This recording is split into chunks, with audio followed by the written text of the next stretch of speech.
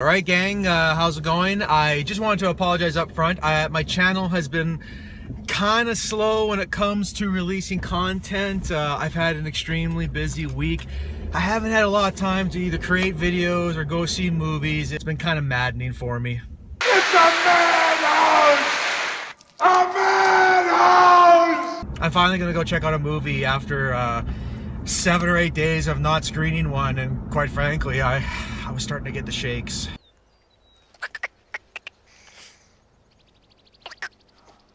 I am journeying off to the cinema this evening to go check out Loving. Is there anything you'd like me to say to the Supreme Court Justices of the United States? Yeah. Tell the judge I love my wife.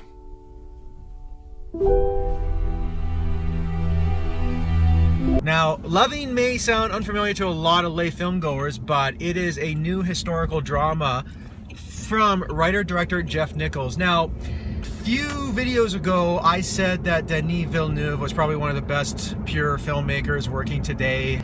I'd have to say that Nichols is probably a very close second. And he has directed some truly magnificent films, really low-key, understated, but nevertheless magnificent films like Take Shelter, which features the always tactfully understated acting style of Michael Shannon. There is a storm coming! Like nothing you have ever seen! As well as Mud, as well as this year's terribly underrated science fiction film, Midnight Special, which I also reviewed, and I will put a link to that video review in the description below. So yeah, I think like Jeff Nichols, like Villeneuve, he literally bats 1,000 with every film he puts out. I gave his last 3 films 4 stars. I put his last 2 films on my top 10 lists of their respective years. I'm probably gonna do the same thing with Midnight Special.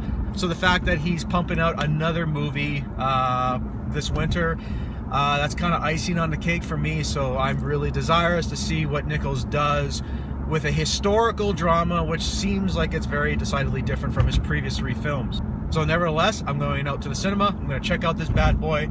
I'll be back with a review.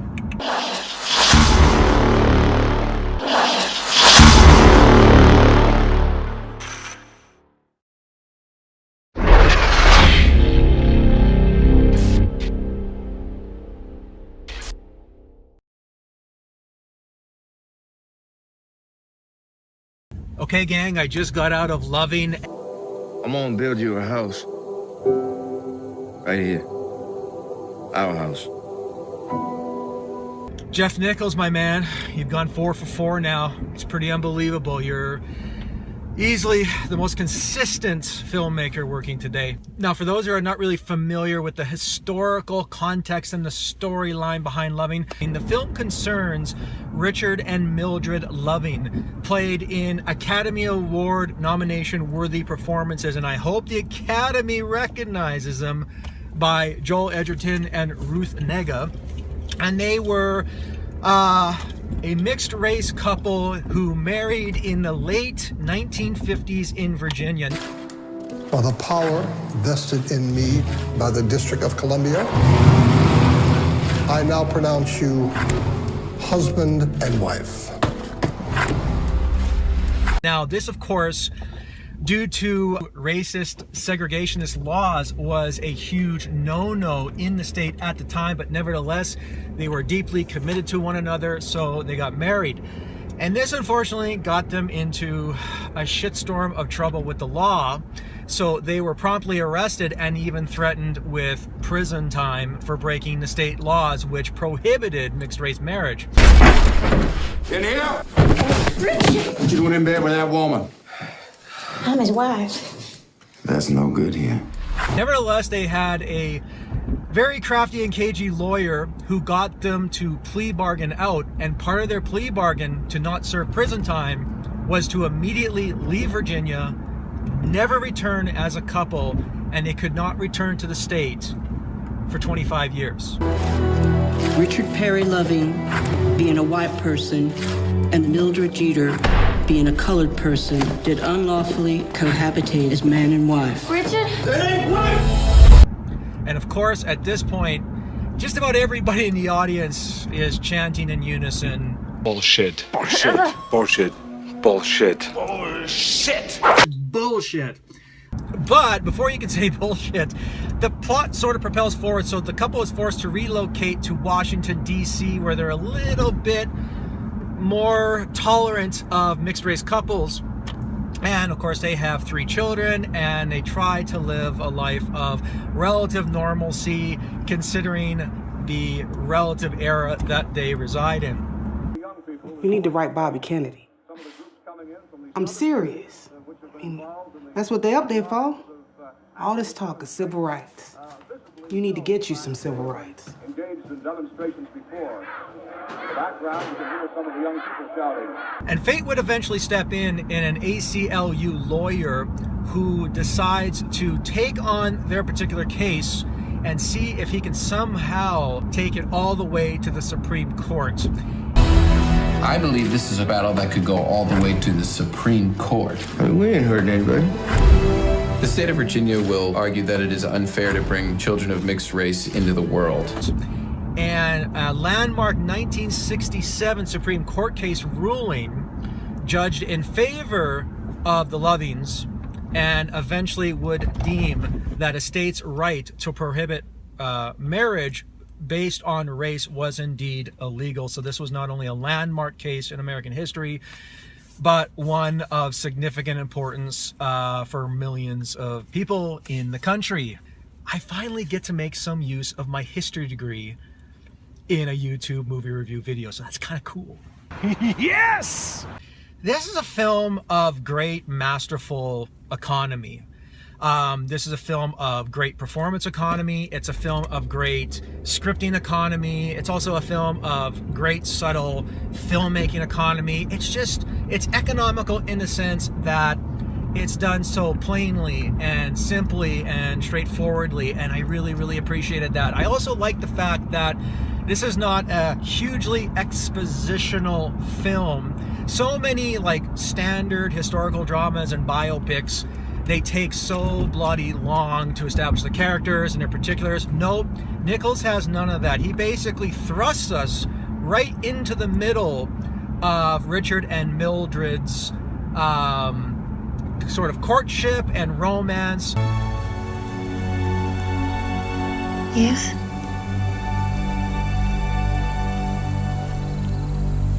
Would you marry me? Doesn't feel the need to bore us with the particulars of who they are, where they came from, and how they met. All that matters is they were a mixed race couple living within an incredibly volatile time. The other thing too is that Nichols understands the pratfalls of this type of historical drama genre, and he really doesn't fall victim to them.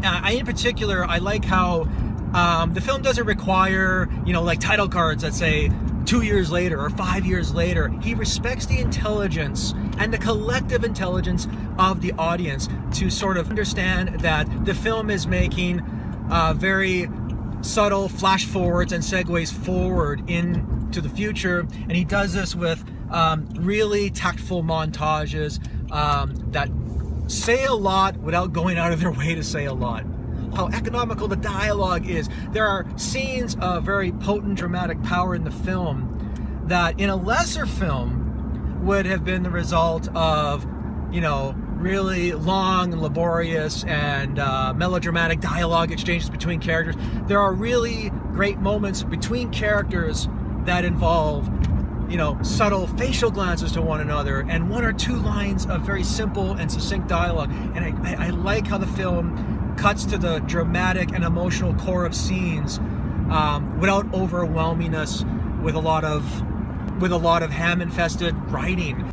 I can take care of you. I know that. I can take care of you. So few films like Loving are so lean and spare, and I think that's what makes this film feel so decidedly different from so many other historical dramas that I've seen. Something really has to be also said about the really poignantly moving performances by the two lead actors. Joel Edgerton, I don't think he gets recognized nearly enough by his Hollywood peers. I don't really think he has much of a chance of being nominated for an Oscar for this film. I think it's because he's such a fly-in under-the-radar actor. He's also such a wonderful writer and director at the same time. If you've never seen The Gift, you owe it to yourself to check it out, because this is a guy who's got an incredible pedigree of multi-talent at his disposal, not only as an actor, but as a filmmaker and producer as a whole. He really sort of captures the grit of Richard Loving, and you know, he's a man of very, very few words, and it's a very physical performance. I mean, I think it would be easy to sort of just dismiss it as being very monosyllabic, but I think he really cuts to the core of this character. And you know, even though he's Australian, Edgerton is completely convincing in this part. How many races you won, Rich?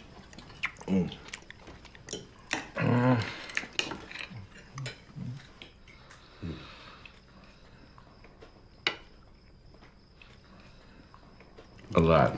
You need my hand too. You can count on this one. He certainly has come a long way since playing young Uncle Owen in the Star Wars prequels. Negga is also she just rounds off the performance dynamic so impeccably well, and she's not a flamboyant or an ostentatious actress. She's and it's not a theatrical performance. It's a very internalized performance that really sort of helps to sell the emotional despair of these characters that are being placed in nearly impossible circumstances. And I thought she was just so sweetly sincere and touching and note perfect in her performance. You think you'll lose? We may lose the small battles, but win the big war. And it wouldn't be a Jeff Nichols film if we didn't have an appearance by one of his alumni in the form of Michael Shannon. There's a storm coming!